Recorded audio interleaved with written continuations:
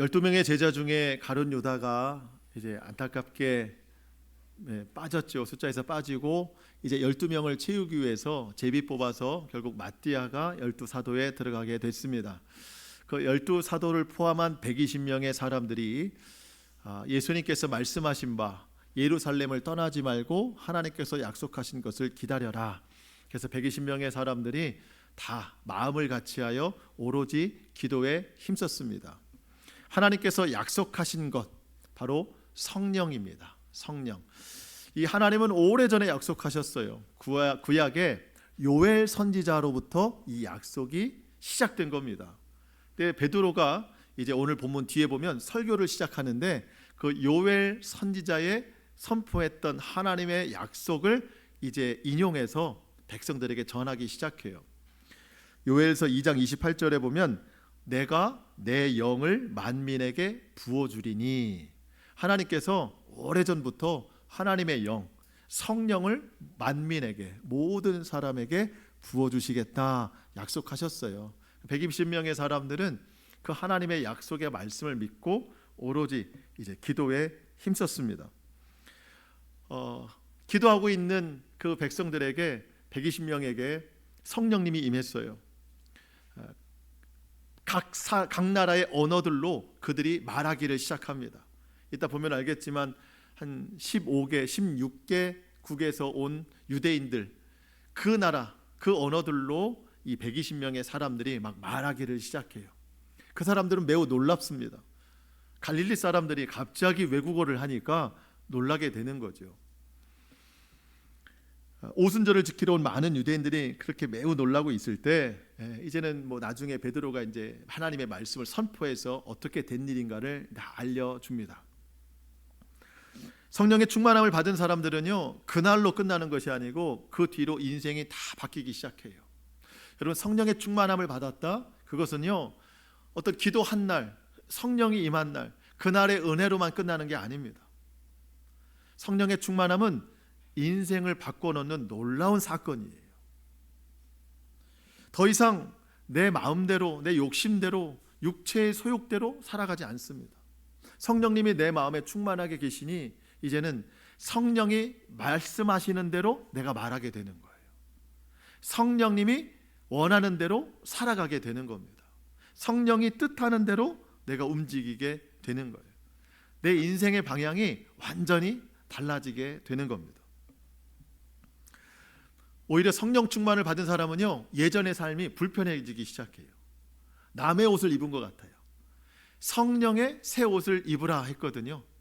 예전 옷, 옛사람의 옷, 육신의 방탕함을 입고 살던 옷은 이제는 불편해지기 시작하는 겁니다. 새로운 삶으로 변화됐기 때문에. 저와 여러분이 성령의 충만함을 사모해서 이렇게 예전의 삶이 이제는 오히려 불편해지고 성령의 충만한 거룩한 삶으로 나아가는 그런 새로운 인생이 될 수 있기를 축복합니다. 오늘 본문이 이제 그런 것을 뜻하는데, 우리가 오늘 본문을 보면서 저는 한 가지 꼭 주의해야 될 게 있다고 생각이 돼요. 지금도 그렇지만 그동안 한국교회가 성령님께서 충만하게 임재하시는 이 이유, 하나님이 성령을 충만하게 주시는 목적에 대해서 관심 갖지 않고 성령이 임재하시는 방법에만 더 많은 관심을 가졌어요. 그래서 성경에 나온 이 방법만이 성령의 충만함이라고 오해하는 경우가 있어요. 자, 오늘 본문 여러분 2절에 보면 성령님께서 하늘로부터 급하고 강한 바람 같은 소리로 임했다고 그랬어요. 그리고 3절에 보면 불의 혀처럼 갈라지는 것들이 그들에게 보였다고 했어요. 자, 많은 성도들이 성령을 뭘로 임한다고 생각하냐면 불로 임한다고 생각해요. 불로 임한다. 그래서 성령을 구하지 않고 뭐를 구해요? 다 불을 구해요. 정말 불이 떨어지면 어떻게 하려고? 불을 구해요. 불. 여러분, 불과 같은 모양으로 임재하실 수는 있어요. 그런데 성령이 꼭 불은 아닙니다. 우리가 성령이 하시는 일을 제한하면 안 돼요. 그리고 성령이 꼭 바람으로만 임하시는 것도 아닙니다. 제가 한번 그 잘못된 경우를 한번 경험한 적이 있는데요. 꽤 오래전입니다. 제가 신학교 한 1학년 때인 것 같아요. 군대도 가기 전이니까 제 친구를 좀 저녁에 만나기로 했었어요. 두세 명이 같이. 그런데 그날이 예배가 없는 평일 저녁이었는데 특별한 교회 예배가 있다. 그래서 예배를 끝나고 만나야 된다. 뭐 그러자고 했어요. 그래서 제 다른 친구 한 명하고 교회 앞에 가서 좀 기다리자. 끝나면 만나자. 그래서 이제 기다릴까 하다가 뭐 이왕 거기까지 왔으니까 가서 예배 드리고 끝나고 같이 나오면 되겠다 싶어서 들어갔어요. 들어갔는데 좀 이상하더라고요. 상가 2층인가 그랬었어요. 그랬는데 일단 의자가 없고 다 방석으로 앉는 그런 상태였고, 제 생각에 한 200명 정도 이상이 빽빽하게 이렇게 앉아 있었어요. 근데 왜 이상한 걸 느꼈냐면 그 목사님이 설교하다가 갑자기 손으로 한쪽으로 이렇게 하니까 성도들이 그쪽으로 다 쓰러져요. 또 반대쪽으로 하니까 반대쪽으로 다 쓰러지더라고요. 저 앞에 있는 제 친구도 쓰러지고 있더라고요. 그 어떻게 해야 되나, 저는 쓰러져야 되나 말아야 되나 익숙하지 않아가지고 그냥 가만히 있었어요. 근데 이게 좀 반복되더라고요. 진짜 한 명도 안 빠지고 방향대로 다 쓰러져요. 앉아있을 때 그냥 다 쓰러지더라고요. 자, 그게 끝났어요. 이제 기도를 해요. 뭐를 구하겠어요? 불을 구하는 거죠. 이제는 바람으로 쓰러졌으니까 불을 구하기 시작하는 거예요. 너무 좀 이상하더라고요. 저랑 좀 안 맞는 것 같고. 그래서 이제 다 끝나고 친구에게 물어봤어요. 야, 아까 그게 너네 목사님 손에서 바람이 나가냐? 도대체 어떻게 이렇게 다 쓰러지냐? 사실 궁금해서 물어봤거든요. 근데 그 친구가 말하기를 좀 꺼려 하더라고요. 나중 돼서 알았어요. 좀 이상한 교회다. 좀 이상한 교회다. 그 친구 자랑스럽게 이야기하지 않더라고요. 그래서 뭐 더 이상 묻지는 않았었어요. 여러분, 오늘 본문이 우리에게 말씀하시는 것은요, 하나님께서 약속하신 성령을 반드시 주신다는 거예요. 그 다음에 성령이 충만하게 임재하시는 이유에 대해서 우리가 그 이유를 정확히 알아야 된다는 것을 말씀하시는 거예요. 어떤 방법으로 임하시는가, 그것에 관심 갖지 말라는 거예요. 꼭 성경에 나온 것에만 그렇게 해야만 성령이 임하신다? 그런 오해를 하면 안 된다는 거예요. 여러분, 유치원에 다니는 어떤 아이가 있어요. 아빠가 출근길에 맨날 아빠 차로 태워다 줘요. 매일 태워다 줘요. 등원시켜요. 아빠가 좀 일찍 퇴근하는 날은 또 아빠가 데리러 가요. 그래서 아빠가 또 데리러 차를 태고 가서 또 집에 데려오고, 그런 날이 많아요. 어느 날도 아빠 차로 데려다 줬어요. 아이는 또 아빠를 기다리겠죠. 어떻게 올 거라고 기대해요? 차를 타고 아빠가 나를 데리러 오겠다. 그날따라 아빠가 좀 더 일찍 와가지고 오늘은 같이 좀 걸어와야 되겠다. 내 아이하고 좀 걸어와야 되겠다 해서 집에 차를 두고 유치원까지 걸어가서 아이를 맞이했어요. 근데 아이의 반응이 이상해요. 우리 아빠가 아니라는 거예요. 아니야, 아빠야. 우리 아빠가 아니래. 왜? 우리 아빠는 뭘 타고 와야 돼? 차를 타고 와야 돼요. 우리 아빠는 차를 타고 와야지 걸어오는 분이 아니다. 가짜다. 대부분의 성도들이 성령은 뭘로 온다? 불로 온다. 다른 건 가짜다. 여러분, 아빠의 마음이 어떻겠어요? 아니야, 아빠야, 너랑 걷고 싶어서 왔어. 걸어올 수 있지. 아이는 그걸 이해 못해요. 맨날 차 타고 다니니까.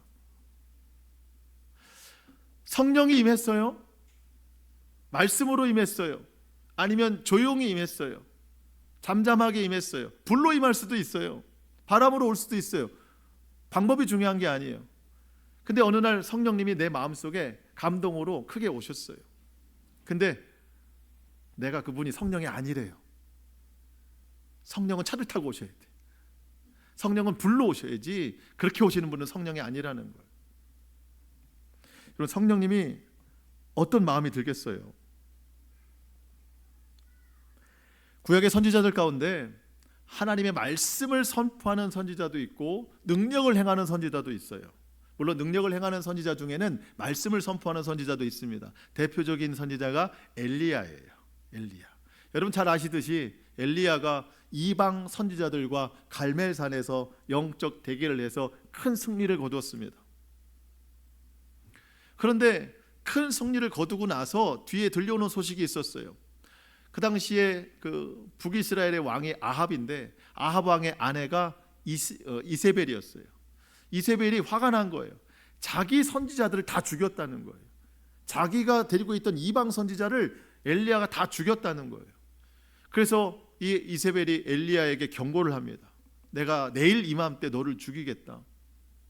엘리야가 두려워서 광야길로 도망갑니다. 여러분 오늘 그렇게 큰 능력을 행했어도 그 한마디에 두려워하는 게 인생이에요. 엘리야도 우리와 성정이 같은 사람이었어요. 두려워서 광야길로 막 도망갈 때 어느 나무 아래에서, 성경에 보면 로뎀나무 아래에서 하나님 앞에 자기를 좀 죽여달라고 그렇게 탄식하고 있어요. 그때 하나님이 엘리야 앞에 나타나셨습니다. 성경을 좀 볼까요? 열왕기상 19장 11절, 엘리야가 죽여달라고 할 때 여호와께서 이르시되 너는 나가서 여호와 앞에서 산에 서라 하시더니 여호와께서 지나가시는데 여호와 앞에 크고 강한 바람이 산을 가르고 바위를 부수나 바람 가운데 여호와께서 계시지 아니하고, 바람 가운데 계시지 아니하고 바람 후에 지진이 있으나 지진 가운데에도 여호와께서 계시지 아니하고, 또 지진 후에 뭐가 있어요? 불이 있으나 불 가운데에도 여호와께서 계시지 아니하더니 그 불 후에 세미한 소리가 있는지라.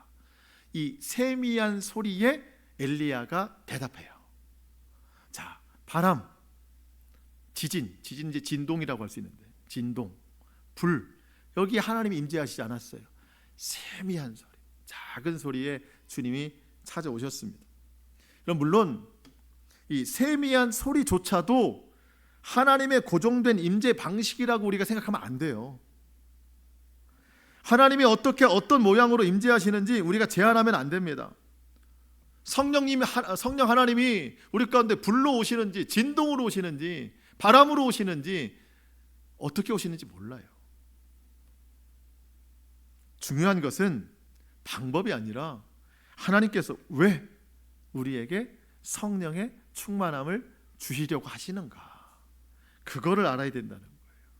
오늘 우리가 그 의미를 좀 살펴보려고 합니다. 자, 1절입니다.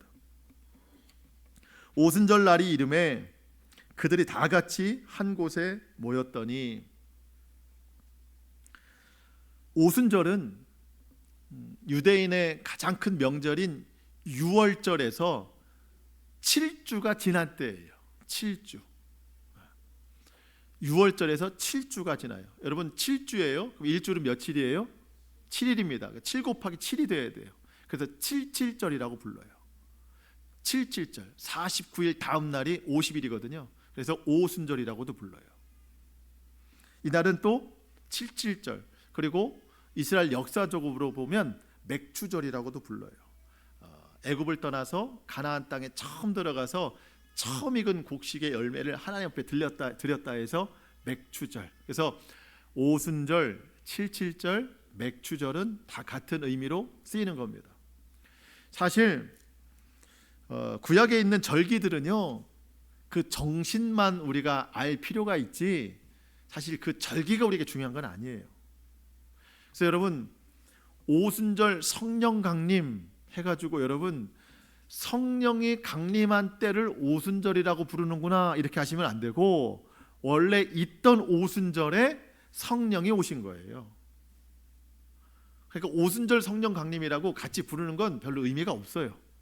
성령이 임하신 것만 우리에게 의미가 있는 겁니다. 단지 오늘 성경에서 오순절이라고 말하는 이유, 그 의미가 있다면, 유대인들은 큰 새 명절이 있어요. 그때마다 외국에 있는 모든 유대인들이라도 다 본국으로 와서 예루살렘에 모여서 하나님을 예배해야 되는 겁니다.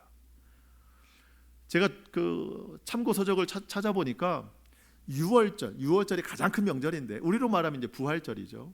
6월절에 외국에서 온 사람들이 다시 나가기보다 거기서 50일을 머물렀다가 지킨 사람들도 있고, 아니면 다시 나갔다가 이제 오순절을 지키기 위해서 돌아온 사람들도 있다는 거예요. 유대인들은 외국에 사는 사람이 많습니다. 지금도 흩어져 사는 사람이 많잖아요. 과거에 그 포로로 붙잡혀 살았던 인생이라, 그런 나라라 외국에 많이 흩어져 살아요. 어렸을 적에 나가고 청년 때 나간 사람들도 있지만 아예 외국에서 태어난 사람들도 많아요. 하지만 그 사람들도 다 본국으로 와서 절기를 지켜야 됩니다. 외국에서 태어났으니 그 외국말이 더 자연스러운 사람들이에요. 오늘 본문에 보면 이따가 9절로 11절에 보면 15 혹은 16개 나라의 이름들이 있는데 그 나라에 퍼져 사는 유대인들이에요. 그 사람들이 본국으로 와서 오순절을 지키는데 갑자기 어디선가 큰 소리가 들리는 거예요. 기도하는 소리예요. 선포하는 소리예요. 들어봤더니 각자 말이에요. 15, 16개국의 언어로 사람들이 말하고 있는 거예요. 많은 사람들이 그걸 목격하게 하려고 이 오순절이라는 의미, 우리가 거기서 의미를 좀 찾아볼 수 있고, 이제 오늘 본문 뒤로 보면 베드로가 설교를 하기 시작합니다. 그렇게 수많은 유대인들 앞에서 예수 그리스도의 복음을 선포하게 하시려고 이제 오순절 날, 그날 이런 일이 있었다. 오순절을 우리가 그런 의미로 좀 받아들일 수 있어야 될 것 같습니다. 자, 여러분 이제 2절부터 좀 보는데요. 2절 같이 한번 읽겠습니다. 2절 시작. 호련히 하늘로부터 급하고 강한 바람 같은 소리가 있어 그들이 앉은 온 집에 가득하며. 아멘. 자, 여러분, 호련히 하늘로부터 급하고 강한 바람 같은 소리가 있어. 여러분, 바람이 중요해요? 소리가 중요해요? 바람 같은 소리, 소리가 중요하죠. 소리를 들은 거예요. 근데 그 소리가 어떤 소리라고요? 바람 같은 소리예요. 바람이 중요한 게 아니에요. 소리가 들렸다는 게 중요한 거예요. 급하고 강한 바람. 바람이 어떻게 급하게 했을까? 여기서 급하다고 하는 것은요, 그 언어적으로 보면 어떤 속도를 이야기하는 게 아니에요. 어떤 정도를 이야기하는, 얼마나 큰가를 이야기하는 거예요. 크기. 그래서 조금 풀어보면 세차게 몰아치는 바람. 그러니까 성도들이 한 마음으로 기도하고 있는데 갑자기 하늘로부터 세차게 몰아치는 그 바람 같은 소리가 들린 거예요. 기도하고 있는데 성령님이 임한 거예요. 자, 여러분 한번 생각해 보세요. 여러분이 막 기도하고 있어요. 뜨겁게 기도하고 있어요. 하나님이 약속하신 것을 기다리면서 기도하고 있어요. 그런데 갑자기 하늘에서 세차게 몰아치는 바람 같은 소리가 엄청나게 큰 게 막 들려요. 온 집안에 가득하게. 자, 그럼 여러분 어떨 것 같아요? 마음이. 저는 1차적인 마음이 두려움이에요. 두려움. 갑자기 막 큰 소리가 나니까 두려움. 근데 여러분, 이게 기도하는 중에 들은 소리예요. 그러니까 실제로 공포스러운 두려움이 아니라 경건한 두려움. 경건한 두려움. 하나님의 약속하신 것을 받기로 했으니까. 이 경건한 두려움을 하나님을 경외한다라고 말할 수 있어요. 하나님을 경외하는 것. 전 여기서 깨달았어요. 하나님께서 성령을 충만하게 주시는 이유는 우리로부터 하나님을 경외하게 살라고, 하나님을 두려워하면서 살라고. 여러분, 그 120명의 사람들이요, 복음서를 지내온 사람들입니다. 예수를 믿는 사람들이에요. 근데 그동안 믿는다고는 하지만 하나님을 두려워한 적이 별로 없어요. 다 자기 뜻대로 살았어요. 자기 욕심대로 살았어요. 하나님께서 성령을 가득하게 충만하게 주시는 이유는 이전에 모든 자기 욕심대로 자기 뜻대로 살던 삶을 내려놓고 이제는 하나님을 두려워할 줄 알아라. 하나님을 경외하면서 살라는 거예요. 소리로 임했습니다. 여러분, 소리는 뭐예요? 하나님의 말씀이에요. 하나님의 말씀. 예수님이 오실 길을 예비했던 마지막 선지자가 세례 요한입니다. 세례 요한은 스스로 고백했어요. 나는 광야에서 외치는 소리다. 나는 소리다. 그 소리가 뭐예요? 하나님의 말씀이에요. 소리는 곧 하나님의 말씀. 아까 그 엘리야 선지자도 결국 세미한 소리에 반응하기 시작했거든요. 세미한 소리. 여러분, 하나님 말씀보다 더 두렵고 강한 소리가 어디 있겠어요? 우리에게. 자, 여러분, 그래서 이렇게 우리가 좀 해석하고 싶은 거예요. 하나님, 저에게 성령의 충만함을 주세요. 불로 주세요. 바람으로 주세요. 우리가 이렇게 기도할 게 아니라 하나님 앞에 성령의 충만함을 간구하면은요, 하나님께서 말씀으로 우리 가운데 두려움을 주신다는 거예요. 말씀으로 충만케 하신다는 거예요. 여러분, 그게 성령의 충만함으로 오시는 거예요. 그리고 말씀 가운데 우리를 변화시켜서 우리를 하나님을 경외하는 삶으로 붙들어 주신다는 거예요.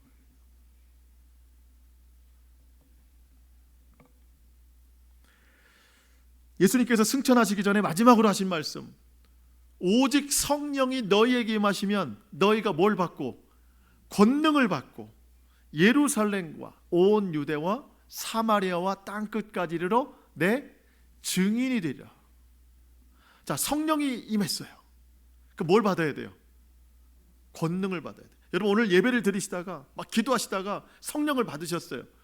그럼 나갈 때 저한테, 목사님, 권능 좀 주세요. 그렇게 받아가실 거예요? 이 권능이라는 게 뭘 받아야 되는 거예요? 뭘 받아가야 되나요? 오해하는 게 있어요. 성령의 충만함을 받는 게, 권능을 받는다는 게 불을 받는다고 착각해요. 자꾸 바람처럼 온다고 자꾸 착각하는 거예요. 그게 받았다고 생각하는 거예요. 그게 권능이라고 생각하는 거예요. 여러분, 권능은 성령이 충만하게 임할 때 오는 게 아니라 성령을 받고 나가서 살 때 권능이 임하는 거예요. 가서 예루살렘에서 예수 그리스도의 증인으로 살아갈 때, 그때 내가 할 수 없는 일을 성령이 하시게 하는 거, 그게 권능이에요. 나로서는 온 유대도 모르고 사마리아, 그 꺼려하는 땅에 가서 사람들을 만나서 예수의 복음을 전하는데, 내 힘으로는 할 수 없는 그 일을 성령이 하시게 하는 게 권능이에요.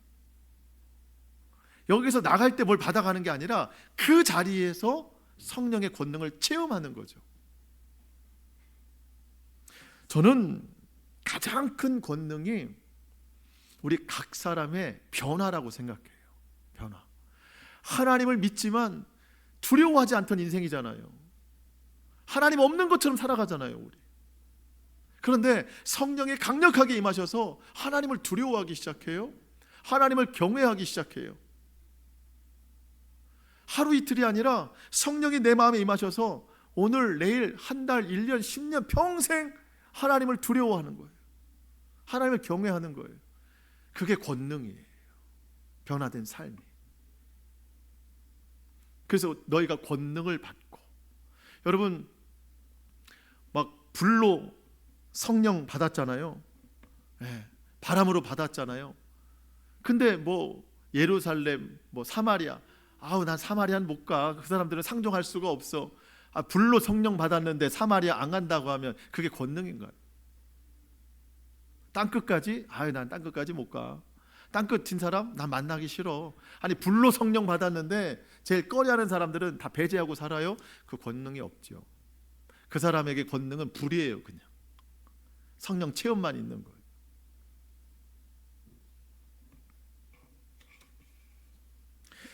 여러분, 3절도 마찬가지예요. 그 의미로 해석이 되는 거예요.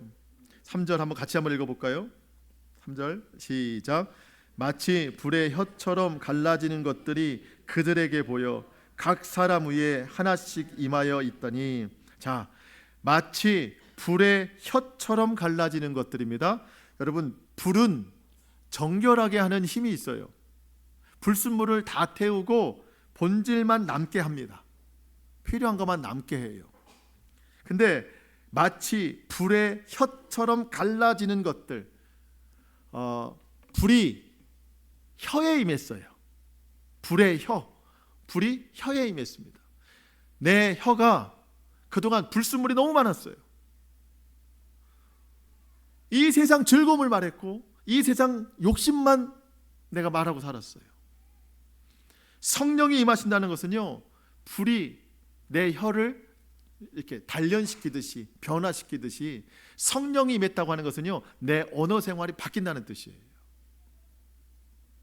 각 사람 위에 임했다, 이따도 나오지만 4절에 나오지만 120명의 사람들이 불의 혀가 각 사람에게 임했다, 그들의 언어가 다 바뀌었다는 뜻이거든요. 그것은 각 나라의 말로 다 말하게 됐다는 뜻이기도 하지만, 이 불의 혀가 임했다고 하는 것은요, 각 사람이 더 이상 과거의 언어 생활, 더럽고 추악한 언어 생활을 다 내려놓고 이제는 새로운 말, 방언을 뜻하는 게 아니고요, 하나님의 하시는 일들을 예수의 증인으로 살아가는 일들에 앞장서게 됐다는 뜻이에요.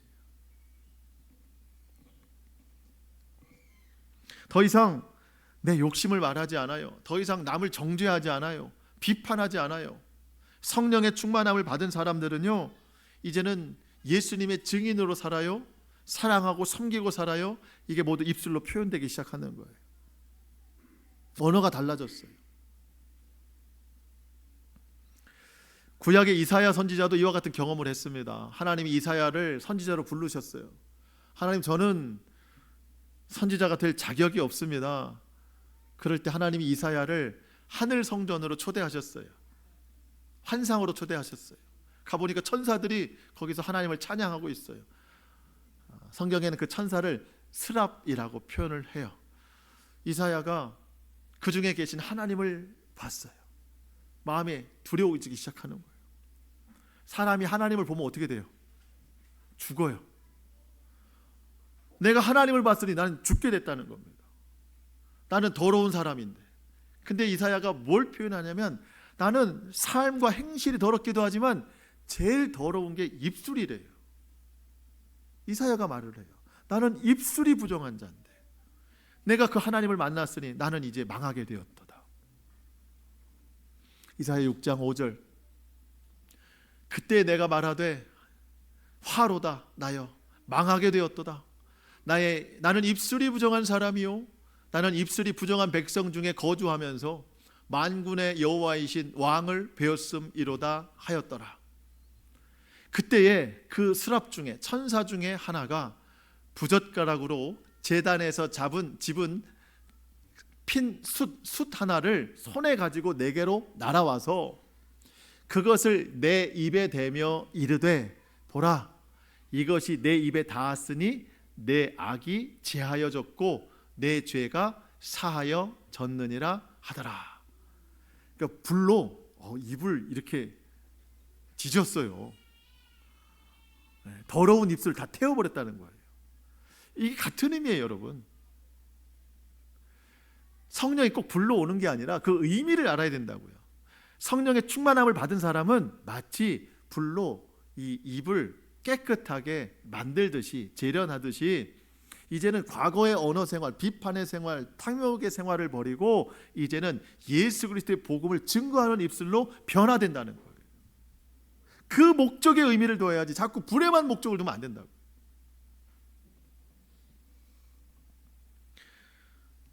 하나님이 오늘도 우리에게 성령의 충만함을 허락하십니다. 우리 입술을 정결하게 하세요. 복음을 전하라고 하십니다. 사랑하라고 하세요. 화평하라고 하세요. 온유한 말로 전하라고 하세요. 그리스도의 향기를 나타내라는 겁니다. 여러분, 우리 그 몸의 그 지체들 중에서 제일 통제 안 되는 데가 어디라고 그래요? 성경에 혀. 이게 가려져 있는데 도대체 제일 통제가 안 된다. 야고보서에서 보면은요, 세상에는 모든 짐승들, 심지어 작은 곤충들까지도 훈련시키면은 다 따라오는데 이 혀 하나만큼은 도대체 통제가 안 된다는 거예요. 그 사나운 말도 입에 재갈을 물리면 주인이 가자는 방향으로 달려가는데 이 짧은 혀 하나만큼은 아무 것에도 통제를 받지 않는다. 그래서 여러분, 이 혀가 통제를 받기 위해서는 오직 하나예요. 성령님밖에 없어요. 성령이 충만하게 임할 때 우리의 입술이 통제를 받는다는 겁니다. 여러분, 아무리 성령의 충만을 받았다고 간증하고 자랑을 해도 자기 입술 하나 통제하지 못하면 그거는 진짜라고 말하기 어려워요. 하나님이 왜 성령의 충만함을 주시는지 그거를 알아야 되는데 그저 방법만 자꾸 이야기하면 그 사람은요 어디 가서 자꾸 성령 체험만 자랑하고 다녀요. 성령 체험만, 나 불 받았다, 나는 진동으로 받았다, 나는 바람으로 받았다. 여러분, 용서하고 들으세요. 여러분 얘기 아니니까. 그리고 이런 사람은 많지는 않아요. 꽤 오래전에 제가 경험한 일들이에요. 꽤 오래전에. 성령이 어떤 방법으로 임하는지 그거에 관심 갖는 사람들 있잖아요. 그것만 관심 갖는 사람들. 불로 임한다, 막 바람으로 임한다.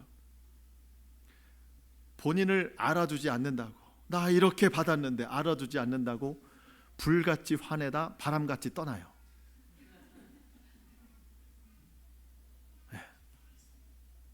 알아주지 않는다고, 나 불 받았는데. 얼마나 불같이 화내는지 몰라요. 막 입술이 거칠어져요.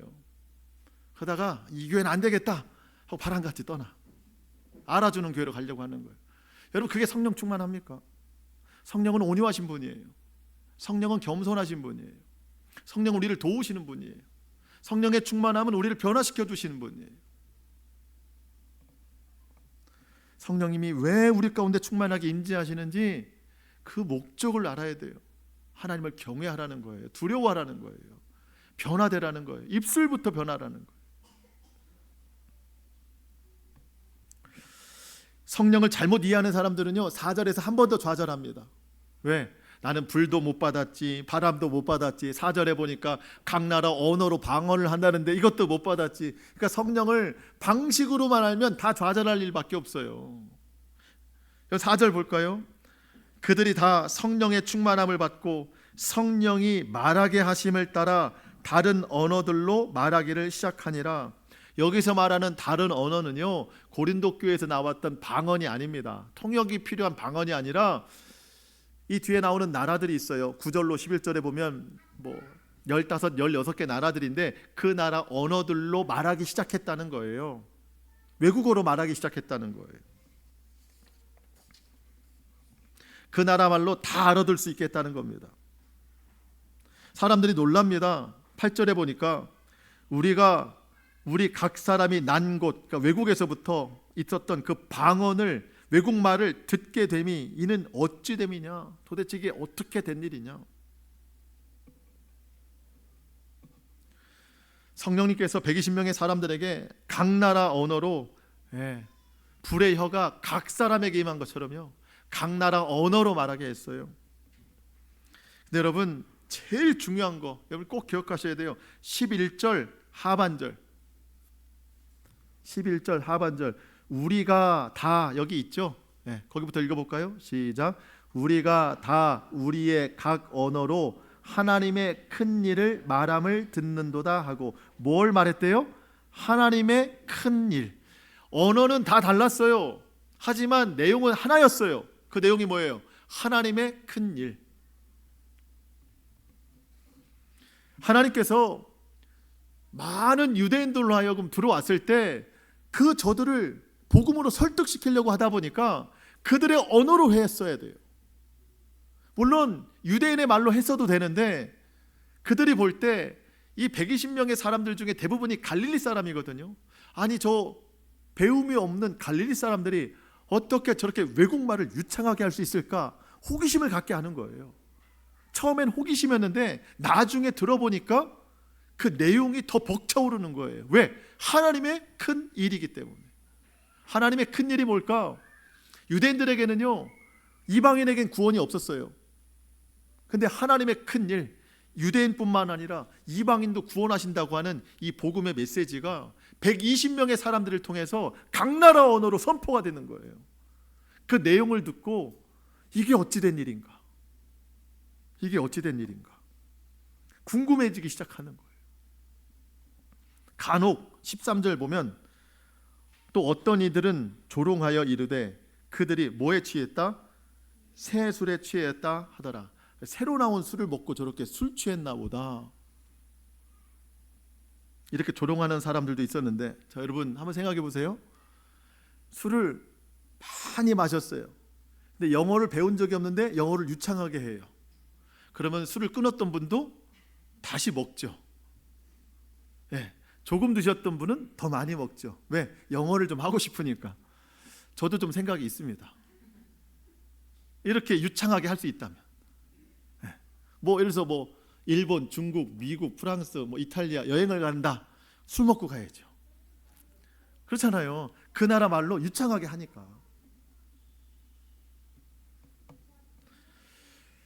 조롱하려고 했던 말이에요. 성령에 취한 거예요.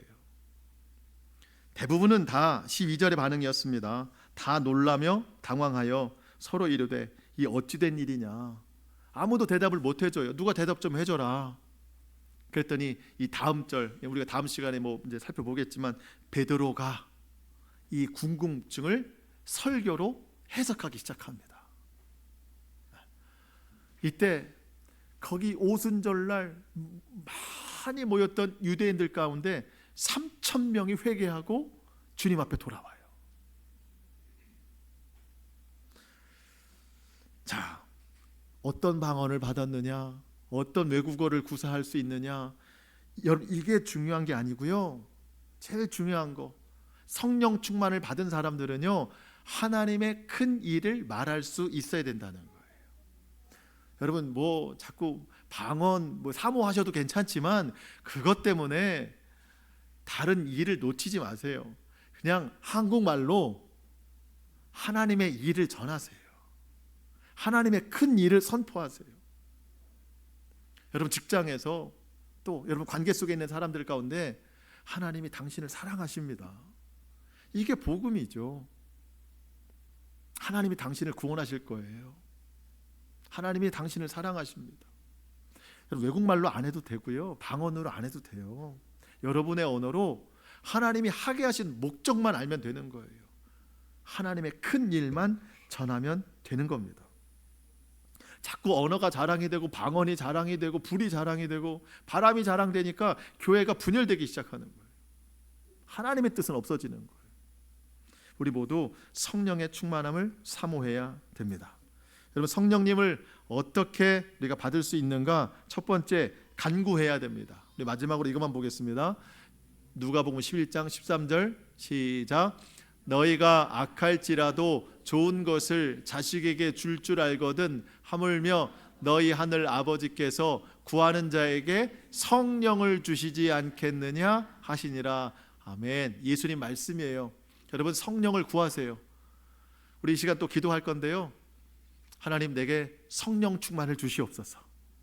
불, 바람 이런 거 말고 그냥 성령 충만을 주시옵소서. 어떻게 임하시든지 그 성령의 충만함을 주시옵소서. 성령은 간구하는 자에게 주십니다. 자, 두 번째가 좀 더 중요한데, 회개하는 자에게 주십니다. 회개하는 자에게. 성령님은 거룩하신 분이세요. 내 속이 더럽고 추악하면 거룩하신 성령님이 내 속에 들어오실 수가 없어요. 베드로가 설교를 시작합니다. 사람들이 막 궁금해해요. 그 복음 안에, 구원 안에 우리가 어떻게 들어갈 수 있느냐? 베드로가 선포합니다. 각각 회개하고 성령의 충만함을 받으라. 회개하는 자에게 성령이 임하세요. 첫 번째, 성령님을 구하십시오. 두 번째, 회개하십시오. 세 번째, 하나님의 말씀으로 충만하십시오. 그 성령이 우리 가운데 충만하게 임재하실 줄로 믿습니다. 그 성령의 충만함으로 우리가 더욱더 하나님을 경외하면서 살아가고 변화된 삶을 살아가고 우리 주변의 모든 사람에게 하나님의 큰 일을 전하며 나타내며 살아가는 우리 모두가 될 수 있기를 주님의 이름으로 축복합니다. 아멘. 기도하시겠습니다.